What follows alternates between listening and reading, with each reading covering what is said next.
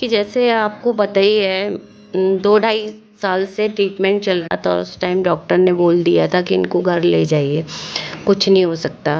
और I think जब आप भी अपनी कोचिंग चलाते थे और अच्छा महीने का 1 लाख करीब आप भी कमाते थे, तो वो हार्ड टाइम में आपने कैसे डिसीज़न लिया और क्या सोचा कि क्या करना है और मुझे मम्मी को कैसे करना है? आप क्या सोचा और आपने कैसे मतलब अपनी कोचिंग के डिसीज़न लिया कि मम्मी को देखना है या कोचिंग अपने सोर्स ऑफ इनकम हमारे लिए बहुत ज़रूरी है।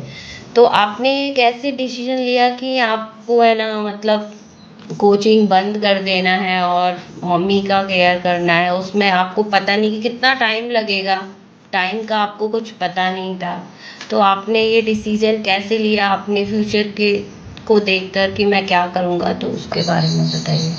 हाँ, ये बात सच है कि एक ऐसा समय आया था जब मॉम की कंडीशन बहुत ख़राब थी। हम दिल्ली में तकरीबन ढाई महीने रहे। दीमाला भी कुछ दिन रही, 7-8 दिन वहाँ पे। जैद भी था वहाँ पे 2-4 दिन के लिए, खासी ज़्यादा दिन वो वहाँ रही। इंडस्ट्री जॉब है तो उसके रहना बहुत मुश्किल था। और एक ऐसा समय आया कि जब डॉक्टर ने मेरे को बोला, अपने चैम्बर में बुलाया और मुझसे बोला कि ये इनका कुछ नहीं हो सकता, आप इन्हें घर ले जाइए। तो मैंने डॉक्टर से बोला, अगर आपकी बस की नहीं है तो मैं किसी दूसरे हॉस्पिटल में ले जाता हूँ। तो डॉक्टर ने मुझसे कॉन्फिडेंटली कहा कि मैं वो ट्रीटमेंट कर रहा हूँ जो अपनी माँ का करा रहा हूँ। तो फिर सवाल कुछ बचते नहीं है मेरे पास। जब ऐसे वो बोल देते हैं घर वापस ले जाए, तो एकदम हिल गया वो सुन के। डॉक्टर इतनी बड़ी बात बोल रहा था, क्योंकि रेलवे में मुझे लगता है कि लग रहा था कि शायद ट्रीटमेंट ढंग से नहीं हो रहा है, हमें किसी और जगह जाना चाहिए। तो उसने ऐसा बोला और जो प्रॉब्लम थी सामने खड़ी थी। तो फिर मैं नए हॉस्पिटल चेंज किए। उसके बाद मैं अपनी माँ को दूसरे हॉस्पिटल में ले गया। मैंने कहा यहाँ इलाज ढंग से नहीं होगा, और डॉक्टर चेंज किए और इलाज करना शुरू हो गया। माँ ढाई महीने तकरीबन, उसके बाद हम 1.5 महीने और रहे वहाँ पे, और मॉम ठीक हो गई और मॉम बढ़िया हुई, घर आई। और वो 2 साल पुरानी बात है और आज मॉम अलाइव है हमारे साथ। जब डॉक्टर मना कर रहा था तो वो सब चीज़ें हुई। तो अब उसमें प्रॉब्लम ये आती थी कि जो कैंसर पेशेंट है जिसकी उम्र 68 साल है समथिंग, ऊपर से उसको कीमो टॉलरेट करना है, उसे लाने ले जाने में बहुत प्रॉब्लम हो रहा था। बहुत हेडेक था उन्हें लाना और ले जाना। और कोचिंग उस समय चलता था तो साथ में कोचिंग चलाना बहुत मुश्किल हो रहा था। तो मैं जीवन का एक सिद्धांत है मेरा, जो मैं आपको बताता हूँ। मैं कभी पूजा पाठ नहीं करता, मैं कभी मंदिर नहीं जाता, ऐसा मैंने कभी नहीं किया आज तक पूरी लाइफ में। पर मेरा एक सिद्धांत है, मैं इंसानियत को बहुत मानता हूँ, मैं मानवता को बहुत मानता हूँ। मुझे इतना पता है कि एक बार जब आदमी चला जाता है तो आप कितना भी जोर लगा लीजिए, आप कितने भी कर्म कांड कर लीजिए, कितने भी पंडित बिठा लीजिए, कितना भी आप दान कर लीजिए, आदमी लौट के नहीं आता है। कोई पावर उसे वापस नहीं ला सकती है। तो उस कंडीशन में डॉक्टर ने मुझसे ये बोला, तो मैंने उस समय ये सोचा कि जो कुछ हो अपनी माँ को बचाना बहुत ज़रूरी है। तो मैंने वो सब कुछ किया जो इम्पोर्टेंट था, और रिजल्ट भी आया। आज माँ हमारे साथ बैठी हुई है।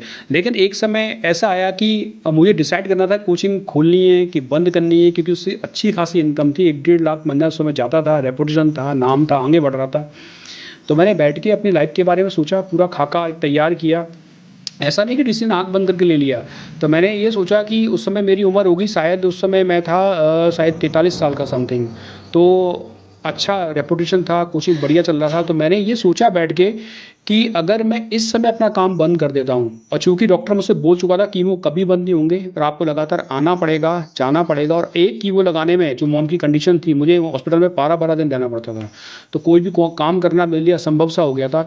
और हर 20 दिन में जाना है, 12 दिन हॉस्पिटल रहना है, 8 दिन बाद फिर आपको आ जाना है, फिर 12 दिन रहना है, लगातार ही आपको हॉस्पिटल के अंदर रहना है। तो एक द्वंद्व चला था दिमाग में, क्या करना है क्या नहीं करना है। तो फिर मैंने बैठ के सोचा एक बार कि अगर मैं अभी इस बिज़नेस को चलाता रहता हूँ और काम चलाऊ काम मैं करता रहता हूँ, तो हो सकता है माँ एक आध साल और जिए, 2 महीने 3 महीने बस, पर मेरा काम चलता रहेगा। लेकिन मैंने उसके अपोजिट सोचा। मैंने सोचा चलो मैं आज 43 साल का हूँ, मेरी माँ अगर 5 साल भी रहती है, 6 साल भी रहती है, मैं 50 साल का हो जाता हूँ, तो मेरी ज़िंदगी तो वैसे ही पूरी हो जाएगी। और अगर माँ मेरे साथ रह जाए किसी भी तरीके से, तो ये मेरे लिए कितनी बड़ी बात होगी कि मैं उन्हें बचा पाऊंगा। किसी इंसान का एक दिन बढ़ाना भी बहुत इंपॉर्टेंट होता है। उसके लिए भी लोग करोड़ों करोड़ रुपए फूंक देते हैं। एक दिन एक आदमी आगे चला जाए, लाखों रुपए भी लोग फूंक देते हैं। तो वो मेरा जज्बा था। तो मैंने सोचा कि चलो कोई बात नहीं है, मैं पैसा कमा लूँगा। अगर आज मैं टीचिंग करता हूँ, पढ़ाता हूँ, तो जब मैं 50 साल का हूँगा तो बहुत सारे ऐसे लोग हैं, मैंने बहुत से लोग देखे जो 50 साल के बाद भी अपनी ज़िंदगी स्टार्ट करते हैं, बिजनेस स्टार्ट करते हैं, काम स्टार्ट करते हैं, अपने आप को सेटल कर लेते हैं। मेरे अंदर दिमाग है, सोच है, तो मुझे यकीन है कि 50 साल के बाद भी कुछ ना कुछ ज़रूर अपने लिए कर लूँगा। और मुझे फ़र्क भी नहीं पड़ता है कि मैं कैसा काम कर रहा हूँ, मैं केले बेच लूँगा रोड पे, मैं सब्जी की दुकान खोल लूँगा, मैं ड्राइवर का काम कर लूँगा, अपना जीवन तो काट ही लूँगा ना, इतना तो मैंने कमाया ही है लाइफ में। तो यही था कि अपना जीवन तो कट जाएगा 50 साल के बाद भी, वो इतनी इंपॉर्टेंट चीज़ नहीं है, माँ को बचाना इंपॉर्टेंट है और रिजल्ट भी बहुत अच्छा आया। तो यही मेरी सोच थी कि इंसान को एक बार जाने के बाद इंसान को वापस नहीं ला सकते हैं और उसी सोच से आज तक मैं चल रहा हूँ। मेरी माँ मेरे साथ देखिए बैठी हुई है गोला देवी आराम से और वो ऐसे ही चल रहा है, तो ये ऐसे ही आगे चलता रहा, यही मेरा आंसर था इसके लिए।